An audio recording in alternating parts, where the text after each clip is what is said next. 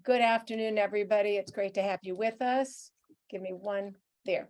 Welcome to our audience and welcome to our C-SPAN audience, and a special welcome to tonight's guests, Chief Michael Moore, Chief Bill Bratton, and Patt Morrison. Tonight we broach a topic which bears on the safety of our communities and our society. It is also an issue which increasingly is the subject of campaign rhetoric, making it challenging for the public to always know fact from fiction. We bring you tonight's program in an effort to help decipher myth from reality in terms of crime in America today, and we have assembled the very best panel to address this issue. America at a Crossroads is a joint venture between Jews United for Democracy and Justice and Community Advocates, Inc. Thanks as always to our leadership team, which in addition to me includes David Lehrer, former Congressman Mel Levine, Zev Yaroslavsky, Rabbi Ken Chazin, and Caroline Kelly. You will note that David's not with me tonight. We send condolences to him on the passing of his mother. As always, we have some amazing programs coming up. Next week, we are very excited to present renowned documentary filmmaker Ken Burns and his colleagues Lynn Novick and Sarah Botstein, whose recent PBS three-part documentary, The U.S. and the Holocaust, has swept the country and widely reviewed to popular and critical acclaim. The filmmakers will be in conversation with the exceptional Rabbi Sharon Brous, founding rabbi of Ikar, and who has been named the #1 influential rabbi in America by Newsweek and the Daily Beast. In anticipation of next week's program, in the email you get right after tonight's program, I've presented two wonderful articles about the connection of the documentary to politics and to today's world, one from the New Yorker and one from the Atlantic. I highly recommend that you read them. We are planning two separate postmortems on the midterms. The first is on November 9th, the night after elections. We will welcome Max Boot of the Washington Post, who will not only talk about the midterms, who will also give us his analysis on the status of the Russia-Ukraine war, and he will be in conversation with Madeline Brand. The following week on Tuesday, note Tuesday, not Wednesday, it's Tuesday, November 15th, we are joining up with our local NPR affiliate, KPCC, to present a 2-hour program. The first hour will focus on the national midterm results, and the second hour will focus on Los Angeles and California results. For those in LA who'd like to attend in person at the Skirball, be sure to get your tickets soon as space is limited. Both hours are available via Zoom. You can come and watch 1 hour or both hours. All links for those, including for the in-person tickets, are in the email you will get right after the program. We will not have a program the night before Thanksgiving, but the week after, on November 30th, we welcome Richard Haass, who has been the president of the Council of Foreign Relations for the past 20 years. He will be in conversation with Warren Only on the topic, A Decade When Centuries Happen. Remember that we do have closed captioning. We will put it inside the Q&A in the chat function so that you can be sure that if you need closed captioning, you have it. We have a strong Bostonian accent on the panel tonight in the form of Chief Bill Bratton. And so we will make sure that you have a translation from Bostonian into English. Sorry. Now I would like to introduce my longtime friend who has spent 40 years of his life in elected office, leading Los Angeles, and is now a professor at UCLA, Zev Yaroslavsky. Zev? Thank you very much, Janice, and thank you, Bill Bratton and Mike Moore, for joining us tonight. We're privileged to have these two most prominent law enforcement leaders in the United States for a conversation with our moderator, Patt Morrison. Bill Bratton began his career in the Boston Police Department, where he rose to the top job of commissioner. He served as New York City's police commissioner for 2 separate terms under 2 different mayors. Between those two tours of duty, Bill served as chief of the Los Angeles Police Department, where he was tasked to turn around a series of scandals, including the Rodney King beating and its aftermath, as well as the notorious Rampart Division corruption scandal. In Los Angeles, where I had the opportunity to work with him, he was highly regarded as a no-nonsense reformer who worked to build trust with communities that had long been disenfranchised, and where he earned a reputation as an effective reformer and a leader. In all of his tours, he served with great distinction. He is frequently called upon to advise policymakers around the world on law enforcement issues and other things. These include our own federal government, Great Britain, and Scotland Yard, and law enforcement agencies across the United States. He is currently the Vice Chairman of the Homeland Security Advisory Council. Michael Moore is a career Los Angeles Police Department officer. He rose through the ranks and served in virtually every critical post along the way. He was appointed to the LAPD's top job in 1998 and quickly faced a trial by fire in the aftermath of the, I think it was later than 1998, I'm sorry, it was 2018, and quickly faced a trial by fire in the aftermath of the George Floyd murder in Minneapolis. In 1998, Chief Moore was assigned to take over the LAPD's Rampart Division and tasked with the challenging job of restoring integrity to and public confidence in that deeply troubled station. Mike is known for his emphasis on community policing and building relationships between his department and LA citizenry. He described his mission to on policing as follows: to police with purpose, compassion, and partnerships, and to build upon the legacy of his predecessors. I've known both of these men for many years and have appreciated the service they have provided to the communities we mutually serve, and learned a lot from them in working together, serving the people of Los Angeles. To moderate tonight's conversation, we are fortunate once again to have award-winning author and journalist Patt Morrison. Patt has been with us on numerous occasions, and she is an appropriate interlocutor tonight. She has been a chronicler of Los Angeles history as well as current events for the Los Angeles Times and on television, public television here in Southern California. It's a privilege to have her back with us. So Pat, I'll turn it over to you. It's all yours. Thank you, Zev, and thank you all for joining us, and thank you to Chief and Chief. I'll have to distinguish as we go along with the questions. As you heard Zev mention, the videotape murder of George Floyd more than 2 years ago really generated a lot of changes in attitude in the country about criminal justice reform, but from there they diverged. Some people thought the system, and still do, think the system is too draconian. Others believe that there is a need for sterner punishment and have pointed to some of the changes in crime rates as a justification for that. So let's go to our guests, and also later in the program to your questions for them that we will be getting, as you see on the Q&A box on your computer screen. Chief Bratton, let me start with you. Are we on the cusp of some reform, some generational reform in policing and criminal justice? To use the quote, I believe, from Martin Luther King, the idea that the arc of justice bends slowly, the arc of reform also bends slowly. I've been involved in trying to bend it for 50 years. The good news is it's bending in the right direction. Sometimes it springs back a couple of degrees, but the good news is that it is moving forward. It was accelerated with a number of events. In 2014, we had the Ferguson incident, Michael Brown, and then certainly the George Floyd murder accelerated the process.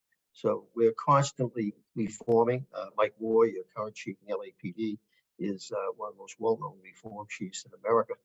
He's committed to it, and he's committed to continuing reform that was initiated back in the 1990s after the Rodney King and after the Rampart scandal, and something that's well known to viewers in Los Angeles, but well known around the world also. So that reform is ongoing. Chief Moore, the states have been called the laboratories of democracy. Maybe the LAPD is the laboratory of policing and police reform.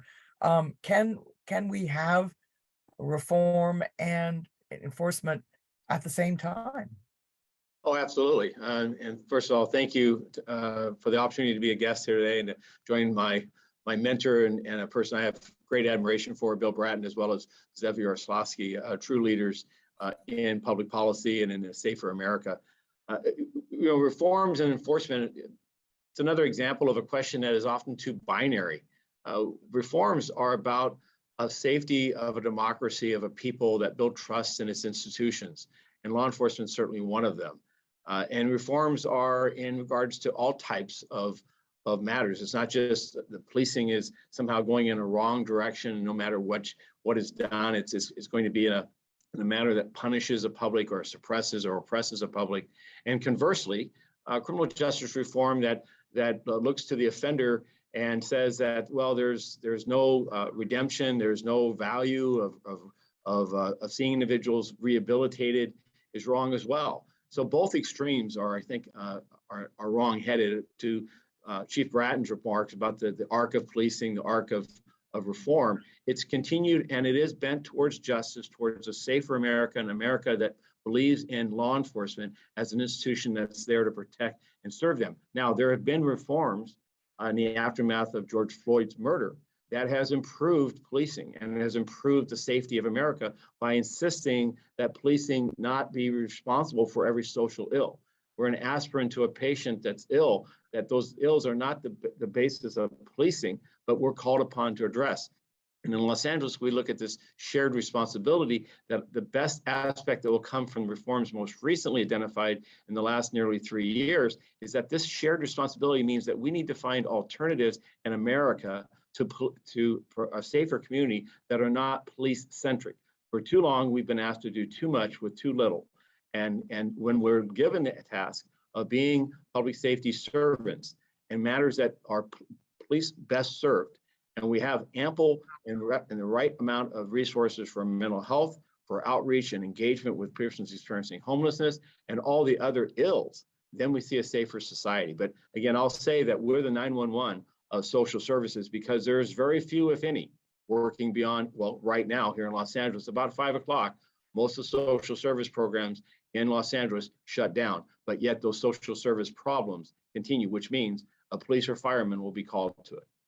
I'll get back to that because I do want to explore some of those alternatives and options. But Chief Bratton, we've been reading and seeing about rising crime rates. Seems like every night there's video of a smash and grab robbery. If there's nothing on your local news, they'll find something halfway across the country and put it on the local news.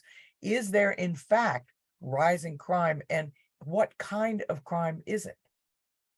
I think the rise in crime is real, but it is fortunately in many, many areas of the country, many cities, not nearly as bad as it was in the late 80s and early 90s.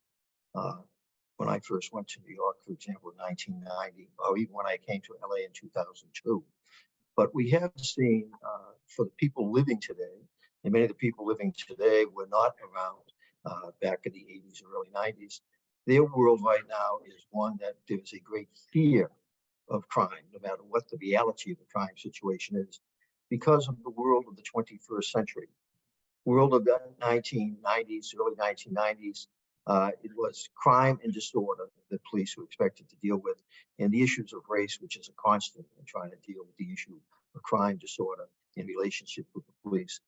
But in the 21st century, starting with 9/11, the responsibilities of the police, as well as things that generate fear, expanded dramatically, exploded dramatically with the 9/11 attack. Terrorism then became a distinct responsibility of America's police forces. LAPD, I can remember this back in 2002, 2003, we created a 300-person counterterrorism capability in that very small police department back at that time. Since then, the responsibilities have continued to expand so that the policing of today is one that is effectively technology-driven, digital-driven. Look at the equipment the average cop is wearing now, body cameras and all the equipment that they carry in their belts. That the difficulty of policing today is much more significant. But the ability to spread fear, even with crime that is in lower numbers, fortunately, than it might have been in most cities in the early 1990s, is being broadcast in a very different way. 2 newspapers back in the day, the LA Times, the Daily News, 3 or 4 TV stations. Now you have basically cable everywhere. You have everybody's walking around with 1 or 2 smartphones. So it's a constant drumbeat, and it's coming from everywhere. And it is really a very different, if you will, frustration for police trying to get their message out, that even when they're making gains in reducing crime, because the drumbeat is its own expression that Michael is so familiar with, you, Pat, and Joe were familiar with. If it bleeds, it leads. Here in New York City tonight, watching the news earlier tonight, the 6 o'clock news, the first 6 stories on the 6 o'clock news, the local news broadcast, were crime. 3 in the subway, 3 in the streets. And that's then magnified because it then goes out on social media and is repeated over and over again. We're in a very different time, and trying to deal with reducing fear has become an extraordinarily complex challenge for American police chiefs. Chief Moore, for a number of years, LA has been enjoying a crime rate that's as low as it's been since the 60s. And now we see this increase. So Can you speak to the idea of the perception and how that affects the demands that are put on you versus the actual crime? Because the title of this program is Myth versus Reality. Well, there's no myth here. When we look at crime rates with violent crimes, specifically homicides and shooting victims, we saw a 50% increase in both since 2019. So those are real numbers. For a decade, we enjoyed fewer than 300 homicides in the state of Los Angeles. In 2020, with the onset of the pandemic, end of 21, those numbers grew to just under 400. Now, to Chief Bratton's point, those are numbers that we last saw in 2005 and 2006. Nowhere near what he inherited in 2001 or where we were above 1,100 in 1992. But again, the reality is that we can't look back to those days 20 or 30 years ago and say, well, it's not that bad. These are hundreds of lives that are being impacted by gun violence. And gun violence today in America, not just here in Los Angeles, but across America, has taken off at a rate of increase that we've not seen within the last decade. The number of gun sales, the number of people carrying guns, the development of what's called a ghost gun. So the prevalence of guns today in America, I believe, a direct result of the political discord, of the polarization, of the disinformation, of people feeling a sense of helplessness and feeling that they're going to be, that they're not safe, in concert with then reckless practices and a shutting down of the criminal justice system because of COVID that resulted in the system being gamed. Ready availability of guns in concert with letting out of individuals who are serious offenders because of the fear that they would die in jail or prison otherwise, forestalling criminal courts and consequences, zero bail, people coming in and out of custody on a revolving basis, has created a sense of a lack of consequences here in Los Angeles and in other places, far worse in New York, if I might add. LA looks to New York, and when people talk about bail reform, there can be reform that's too far. But we are in a crossroads today where I believe coming together as Americans, we know what works for public safety. We know that building trust in policing, being smart about policing and focusing on the small, relatively small, few individuals that prey upon others and holding them accountable while at the same time improving the safety of neighborhoods by engagement and being present and working collectively in a shared responsibility by dealing with homelessness, not through enforcement, but also recognizing there's a role for enforcement in dealing with persons experiencing homelessness when they're criminally involved, not in sleeping on the street, but when they're criminally involved in attacking others, preying upon communities, preying upon each other. So there's a role here that is a middle ground. It is reform that is smart reform, smart safety, smart public safety. And we can do that as long as we're willing to recognize that there are forces on the left and the right that want to pull us apart. They want to use disinformation. They want to use a focus of rhetoric, and they want to focus that the center of this country is wrong. And it's not, it's what's right. So Chief Bratton, you heard Chief Moore mention cashless bail as one of the reforms, diverting nonviolent offenders, discouraging violations like urinating in public. You don't make those policies as a police department, as law enforcement, but you have to live with those policies. Is there any sense that there's a coming together, as Chief Moore referred to, of some of these reforms and effective policing, or is it being pushed apart? Is there no such thing? Well, I'll speak from the perspective of New York at the moment. We are effectively in the upper levels of the Tower of Babel, that we're talking past each other, a lot of rhetoric going back and forth. And meanwhile, the crime situation is getting worse. That for 20 years after I left as the police commissioner in New York the first time in 1996, and even when I returned in 2014, I had predicted that crime would never go back up in New York City again. Why? Because we figured out how to deal with it. We had figured out also how to start winning back the trust of the communities we were policing. But then the politicians in our case, and probably the politicians in your case in LA, and indeed around the country and indeed around the world, watching what's going on around the world, they screwed it up. Starting in 2018, 2019, within 2 to 3 years, New York was experiencing double-digit increases in crime. So far this year, it's up 31%. Shootings and homicides, ironically, are down, but those are the only two categories of crime that are down.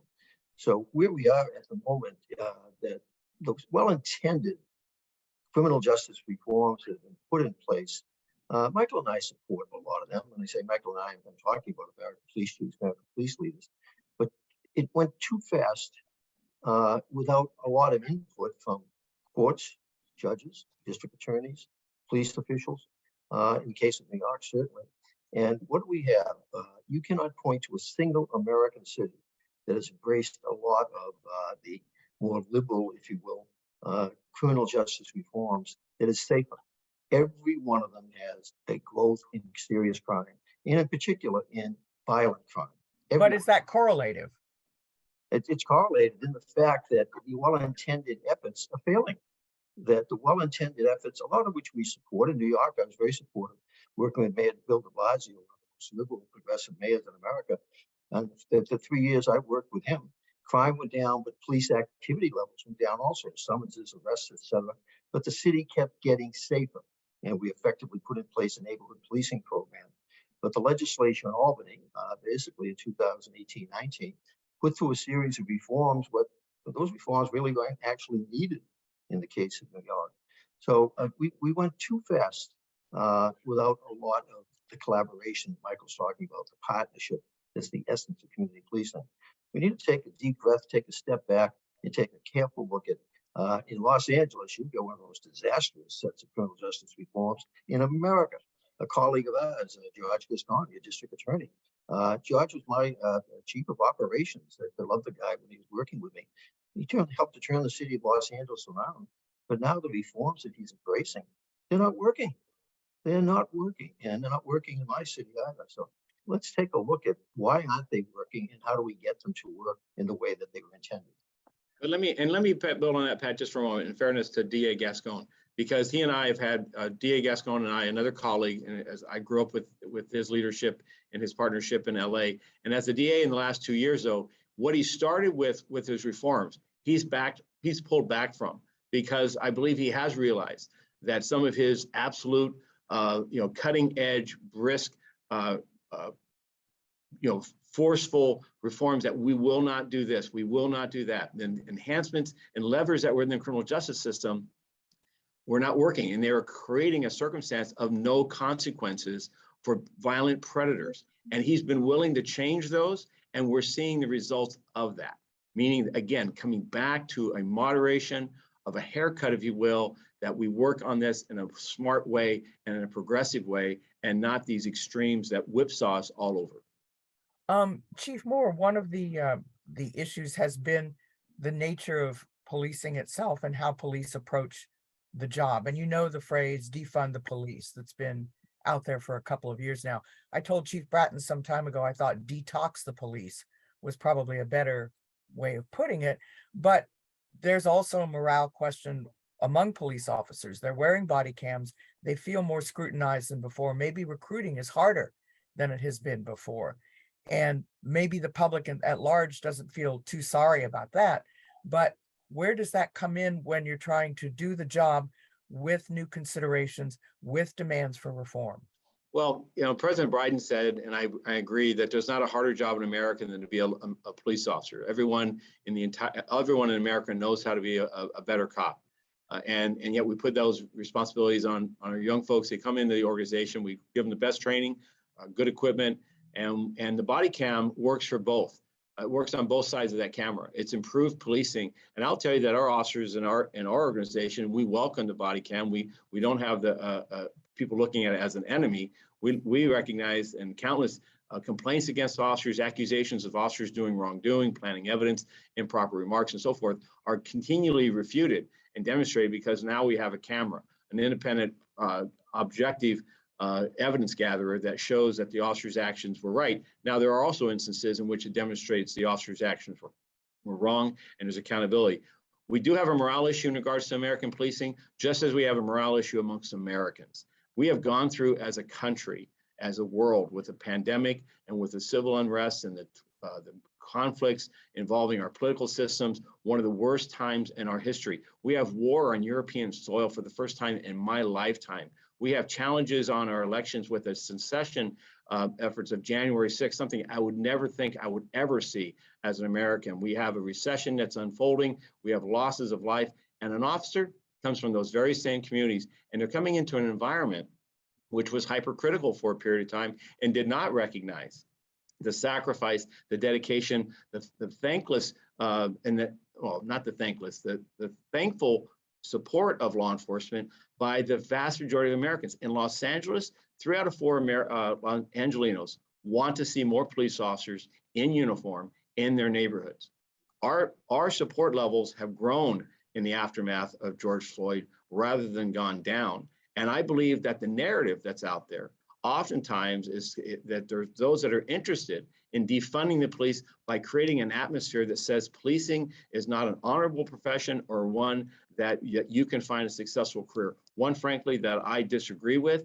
We're welcoming applicants. We've hired more officers in the last year than we've hired in more than 12 years. We are seeing reduced recruit flows, and we need to create incentives for that. But I believe that the next generation of cop that's coming into LAPD is coming at a time that they're going to see the resurgence of safety and the resurgence of us getting back to a safer Los Angeles by working together with everyone that's in Los Angeles in a smart way. Chief Bratton. Pat, if I may, before your next question, just continuing briefly the discussion about reform, going back to the first question. One of the demands very early on in my career that you heard constantly throughout the United States, you still hear it, is the public wants the police department to look more like them. Well, in the case of Los Angeles and New York, 2 cities I'm very intimate with, they are minority majority departments in minority majority cities. I think, Michael, your numbers are almost an exact reflection of the population mix in your city. Women were still not 50% certainly of the department, but now up 20, 30%. New York City, similarly, the makeup of the police force mirrors the population of the city, but also it's the mix of officers. Every sexual persuasion is represented. And the reform also is echoed in the instance of use of force. In New York City in the 1970s, there were on average 800 to 900 incidents of officers firing their firearms, with dozens upon dozens upon dozens of people killed during those actions.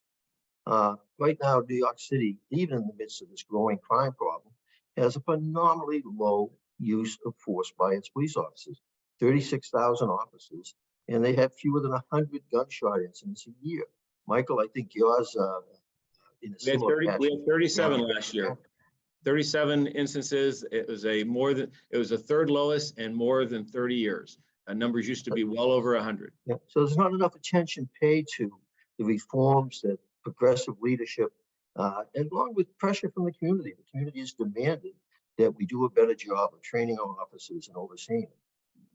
Chief Moore, does a more diverse police department, has it really translated into better relationships with the community? I've seen some of those city council meetings and they look pretty intense with. Well, please, I would ask that you not join the Los Angeles City Council at this moment with this department. It's embarrassing to me what has happened here most recently. And we've seen a resignation of our council president for some racist and absolutely outrageous and discriminatory, hateful remarks, joined by 2 other colleagues who've refused to resign.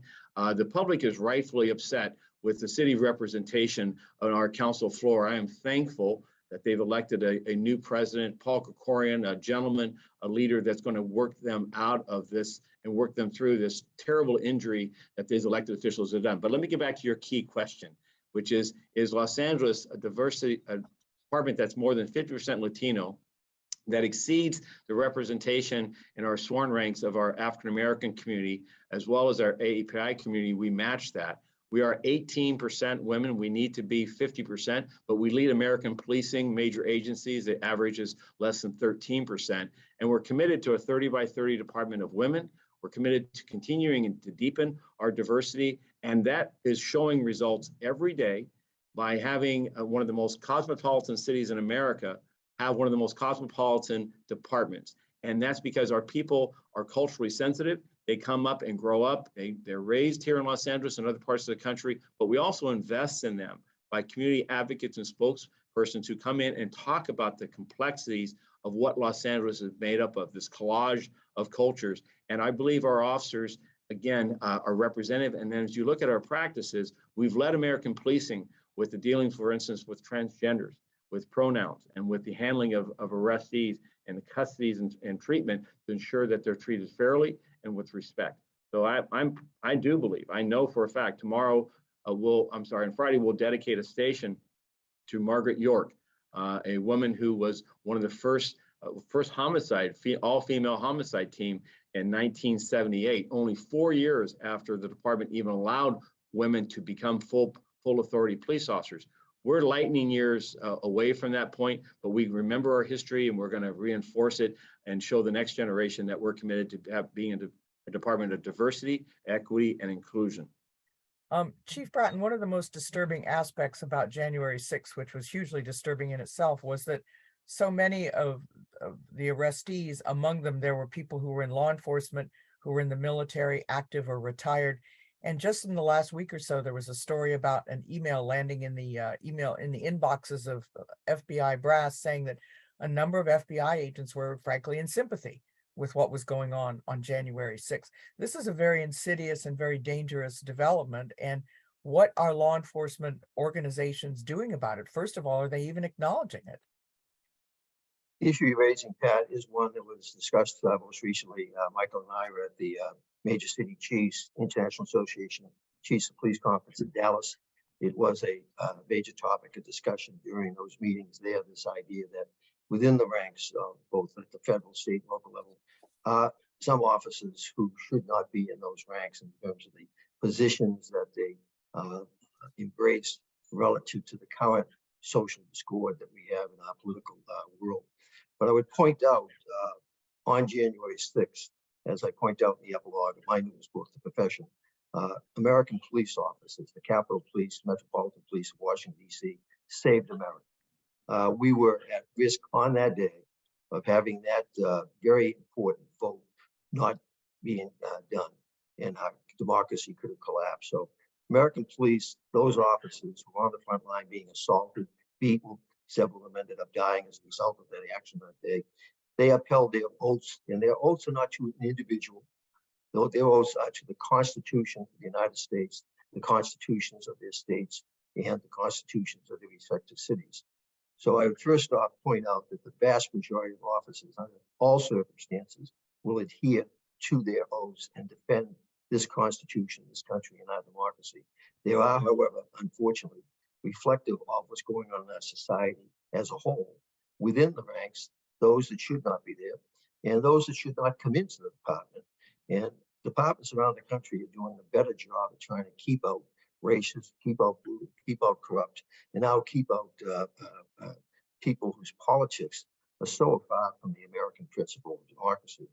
So it is an issue of concern, something that is talked about, something that is being addressed, but something that needs to be kept in the daylight, kept out there, so that it's not allowed like a mushroom to grow in the dark. Chief Moore, is this a new element when you recruit and train officers for the LAPD? It's an element that we've given greater emphasis to. We've always looked to, in the background of a recruit in Los Angeles Police Department as across American policing, to understand biases, issues of racism, sexism. What is the emotional intelligence? What are the core values of the individual? What associations do they have, both in their families or friends?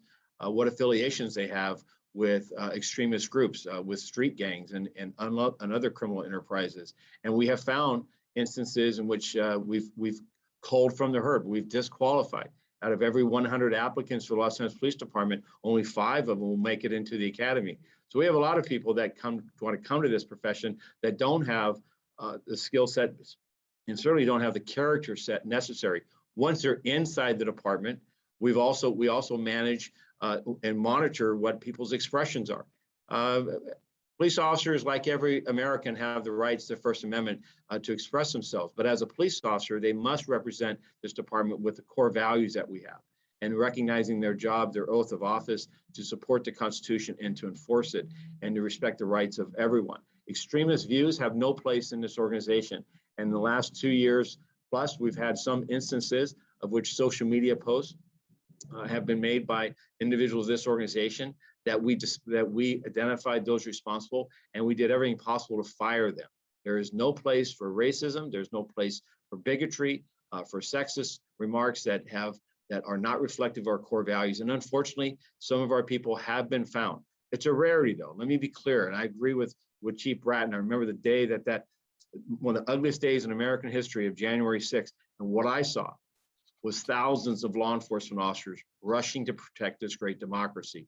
And we later learned that we had some, very few in regards to the overall population that were there to overthrow this democracy. They tarnished this badge, and I am thankful that I have yet to hear a law enforcement leader anywhere in America that has given them any ounce of support or justification. You've referenced a memo that I asked for 2 weeks ago. I have yet to see, but it is gaining in reference, and I would love to understand the context, because the FBI that I know, those agents are upholding the same oath. Their sacrifice and their dedication, I don't believe harbors any type of safe space for a person attempting to overthrow a lawful and legitimate election. So let me then put the larger question to Chief Bratton. Domestic terrorism, there's no real legal mechanism for acknowledging it or dealing with it from the federal level. But clearly, it seems like police departments need training, need support, need legal backup in order to deal with this emerging problem. What would you like to see the federal government do that would also help local police agencies to make this part of their mission? You've raised an interesting point, Pat, that in dealing with international terrorism, we have many more laws that we can work with, both at the federal, state, and local level. In dealing with domestic terrorism, the lines are not so clear. The tools to work with are not as plentiful, and the guidelines are in many respects still forming. It's only within the last several years that domestic terrorism has now been ruled as the most significant terrorism threat over what for most of my last 20 years was international terrorism, ISIS, Al-Qaeda. We have met the enemy and we now find they're already here, in the sense that they're not necessarily trying to cross our borders to get here. They were born here. And through their embrace of some of the ideologies that are out there, they have become a real threat to our democracy. And that's been reflected from the president on down, talking about this very real threat.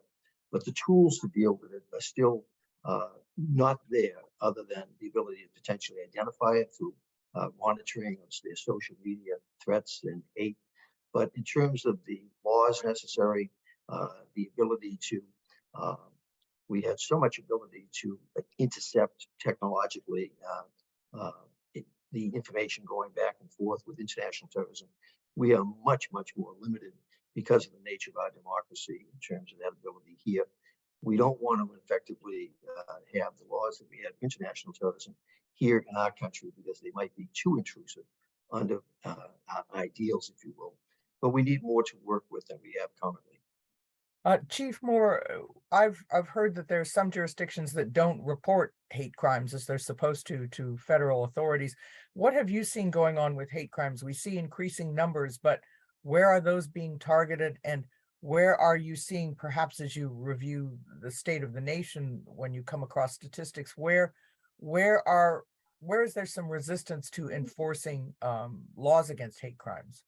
Well, I don't think there are here in Los Angeles or in California. I don't think that sense at all. I'm chair with the Anti-Defamation League. I sit on their, I chair their law enforcement meeting. We meet on a quarterly basis, and the region comes together on a regular basis, not just for hate crimes, but to talk about instances of hate. That these are hate speak and acts that don't amount to a crime, but are indicators and involve individuals that walk right up to the line, in many instances across that line, and get into actual hate crimes. So sharing of intelligence, investigating criminal acts, and aggressively prosecuting them is something that here in Los Angeles, I enjoy a great deal of support by City Attorney Fuhrer, District Attorney Gascon, who initially would not file hate crime enhancements when he first arrived here, and quickly found that this is not an environment in Los Angeles that allowed for that, has changed his posture as well, which I'm thankful for. And our U.S. Attorney's Office has been aggressive in pursuing identifying those who are involved in hate crimes, and actively prosecuting them. So I think that the challenge that we have in Los Angeles most recently has been with extremist groups such as the GDL, who's come out and done banner hangs along the 405 freeway, has done a series over the last 8 or 9 months of flyer dumps in neighborhoods on the west side. And these are activities that, given the state of our democracy, the expressions as First and Second Amendments are two most sacred amendments in our Constitution that are well protected and safeguarded, that these are conducts that are hateful and disgusting in their speech and expression, but yet the First Amendment is recognized as an allowance for those expressions. And in law enforcement, we're stuck in a position that while we can't take enforcement actions, and we recognize that, we're going to facilitate, and we must stand and protect the rights of everyone. We must also know who those individuals are and work lawfully through open source and through legitimate means to understand them and ensure that they understand that if they cross the line and they go and commit a crime, that we're going to aggressively prosecute them to the fullest extent. And here in California, we have some of the strongest hate crime enhancements that are available to law enforcement. So I think that lastly, though, we have a number of advocacy groups amongst all identities that are not equally engaged in support of law enforcement by providing information. A particular area that we're working here in Los Angeles is our AAPI community, which was absolutely Asian American Pacific Islanders, so we don't go into acronyms. I'm sorry, the American Pacific Islander are Korean, are Japanese, Chinese, Americans that were vilified by an administration that weaponized COVID. And in doing so, we saw the instances of hate and hate crimes against the AAPI community increase exponentially. And yet it was a community that, while advocates were learning of this, we were not. And so we, in the last 2 years, have worked to establish new relationships, to extend and broaden existing relationships that Chief Bratton had established when he was here 20 years ago, to ensure that open lines of communication for awareness, for also us ensuring their safety by ensuring that we act on those instances, but also that we're present to ensure them that we're not going to ignore or somehow believe that they are responsible for any of this rhetoric that has occurred, unfortunately, during this pandemic.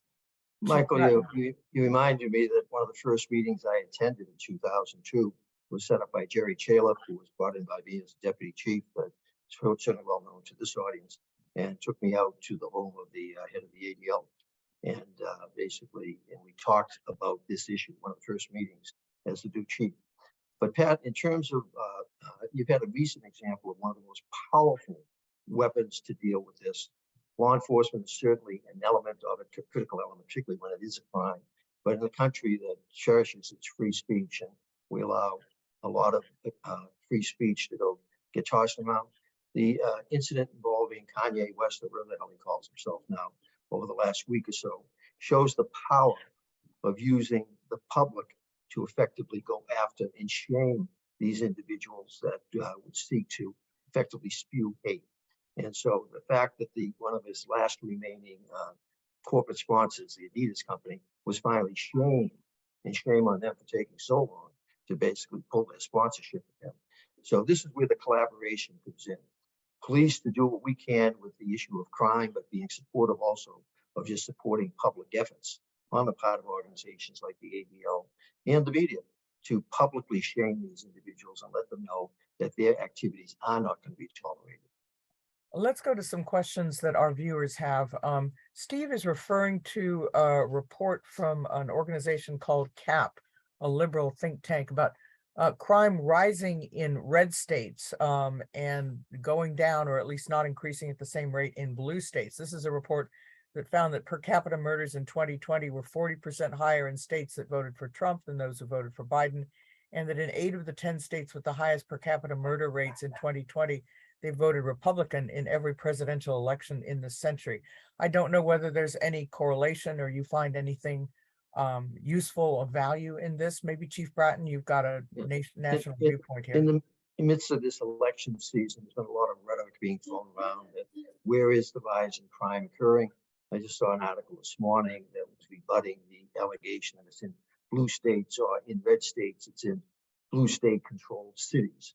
And they pointed out that one of the states out west, Wyoming or someplace, that when you look at the number of murders in that state, that has probably a population 600,000-700,000, they had a per capita murder rate that was about 20 or 30 times higher than anything that the worst blue city had. So statistics, Michael, what's the expression we have? Statistics, more statistics, and damn lies. Lies, damn lies, and statistics. Mark Twain.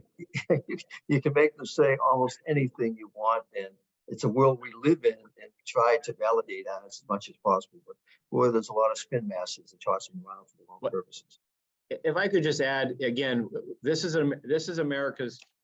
The prism we have to change is looking to the red or the blue, because it is what I do know is every major police leader across America knows is that we've lost life at a pace that we've not seen in more than a decade. We have shooting violence at a pace that we've not seen. Some areas, Los Angeles actually has not suffered to the degree that other cities have. We don't attribute that to policing alone. We attribute that to our gang interventionists, to our community interventionists, to the trust and building relationships that we've had in some of our most violent plagued communities. We have a program here in Los Angeles called the Community Safety Partnership Bureau, where 10 of our most violent communities, historically, with the highest distrust of law enforcement, we've assigned under the creation of Connie Rice with the support of Charlie Beck, and now the leadership of Deputy Chief Amada Tangarides. These 10 sites have 10 dedicated officers in those sites for 5 years. And these are housing developments primarily, but the most violent involved areas historically, those areas, violent crime has gone down.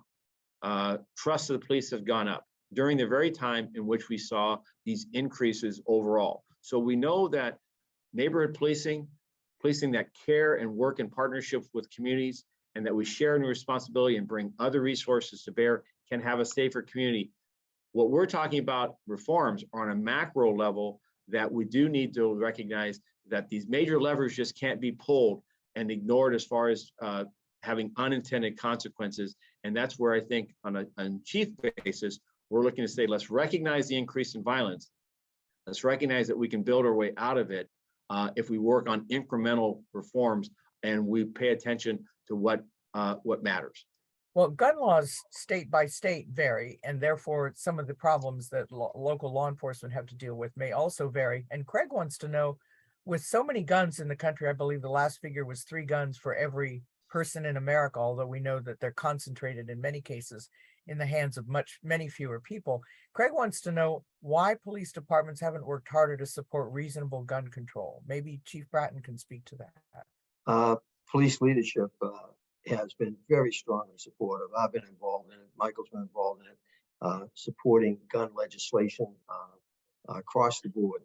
The issue with guns, there are over 400 million in this country, that something on the order of 25 to 30 million assault weapon types of weapons out there.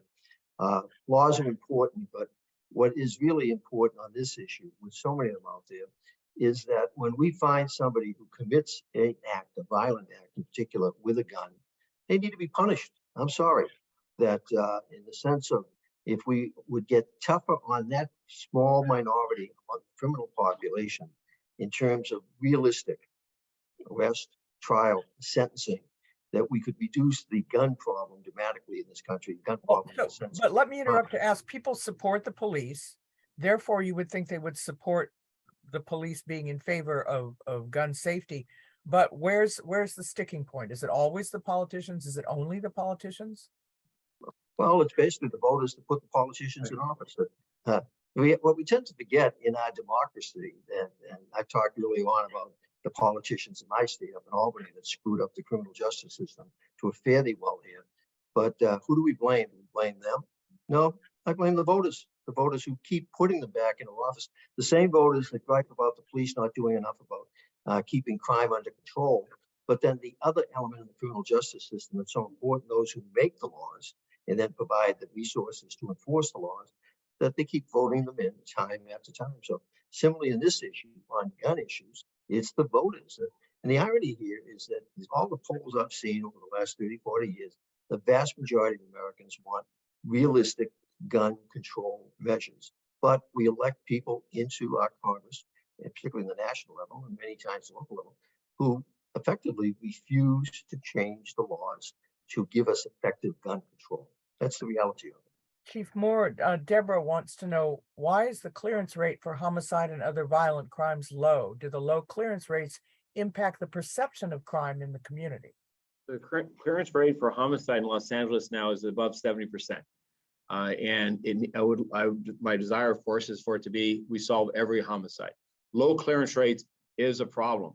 When you don't solve crime, if you don't have resources to identify, when you have a public that is prohibited or apprehensive about cooperating with police and being a partner in solving crime, then the criminal element feels like there's no consequences. They feel like they can go out and unchallenged and continue to commit crime. So we watch our rates very clearly, even though this organization has seen a historic reduction in its workforce.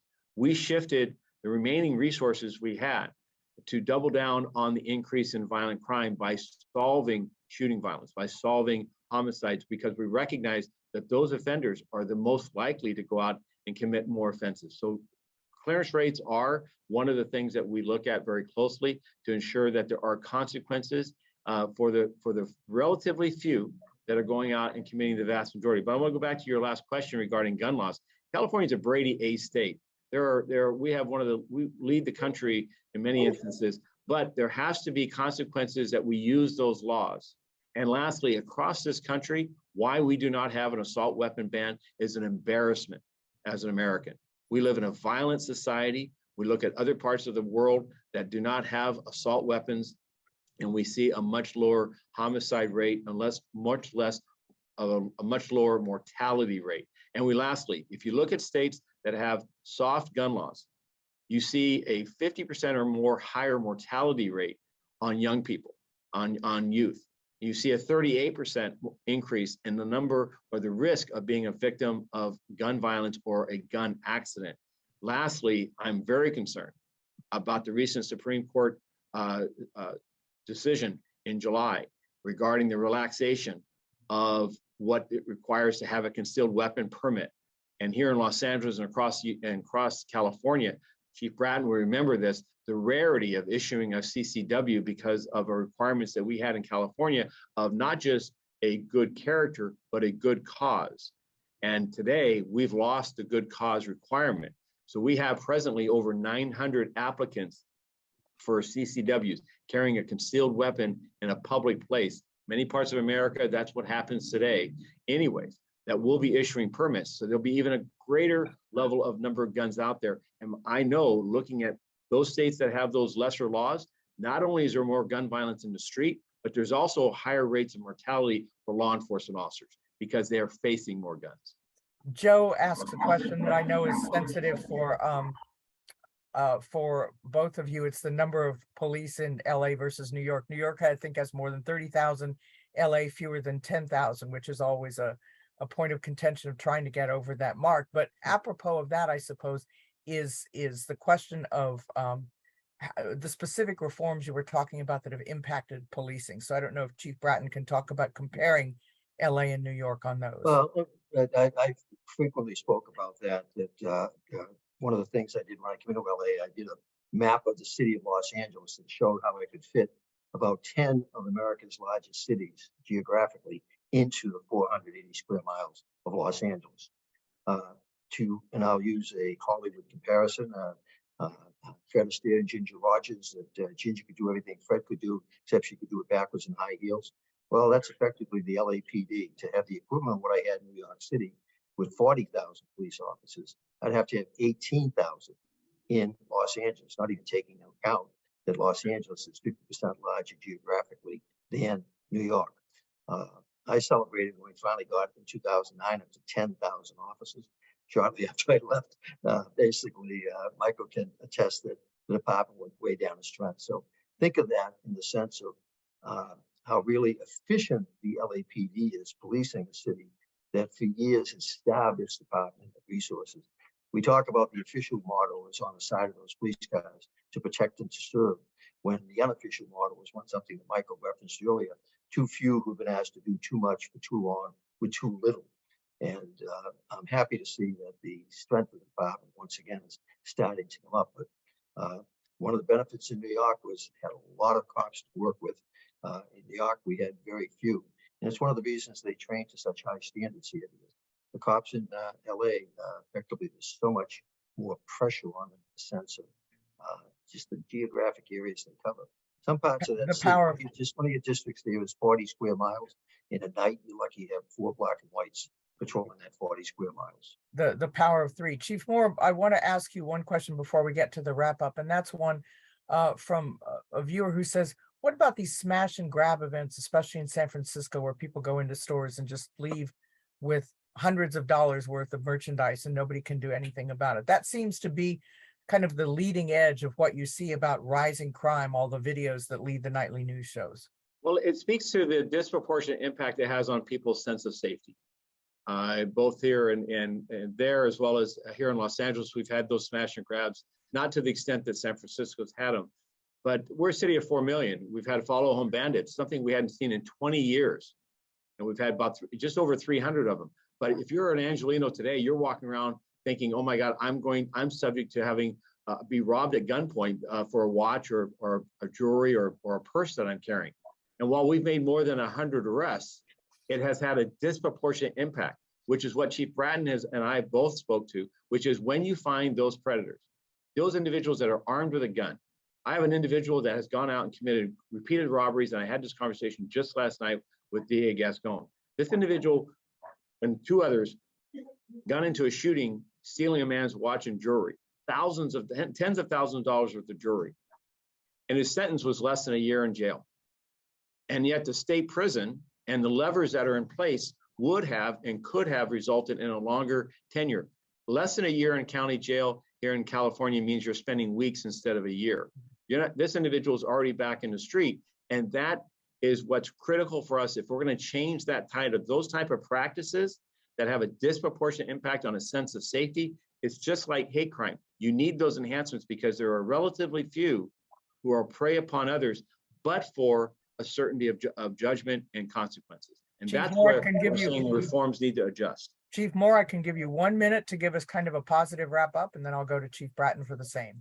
Well, what I'm encouraged by is we're coming out of this pandemic, one of the worst times in our history, is that America is paying attention to its safety, and it's looking beyond the rhetoric, and it's recognizing that a centralist approach of taking a collective will and understanding what's been done right, what are areas that we may have fallen short or had unintended consequences, is that we're willing to find some commonality and move forward in a productive way. Policing knows what works. It works when we all work together instead of at each other. And I'm hopeful that that's where this city is going. And I believe we can and will, as the public demands that of its elected officials. Chief Bratton, what can you give us? I remain an optimist about the ability to create change, particularly the continuing change I've seen for 50 years in American policing. There's an expression I use frequently that those who don't know their history are doomed to repeat it. Fortunately, American police have been learning from their history, and that history has not been the best. But the good news is in recent years that we have bent that arc of change, bent that arc of reform more significantly than in the previous 30 or 40. So going forward with these new challenges of the 21st century, we can learn from the past. But one thing we have come to really understand is that we cannot do it by ourselves. It needs to effectively allow us to all find common ground. Why do we call the center of a city the common in the city of Boston, for example? It's where people gather to discuss their differences, and they gather to discuss collaboration, where they discuss how to solve problems. We need to do a much better job of finding common ground. And one of the ways we do it is through shows like this, audiences like you have, with the ability to share ideas. And we might not all agree with the ideas that are put out on this 1 hour broadcast, but at least we've broadened the perspective upon which to make decisions. Chief Bratton, Chief Moore, thank you so much for your insights. I hope we'll have occasion to draw on them again. I think people have found them very useful and appreciate your time and all of that. Thank you so much. Great to be with you all. And to those of you watching, next week we'll be joined by Ken Burns talking about his new documentary about the United States and the Holocaust, something I'm sure you'll want to be able to watch and join in with your own observations and questions. Thank you to everyone watching. Thank you to the sponsors and the people who put together this program.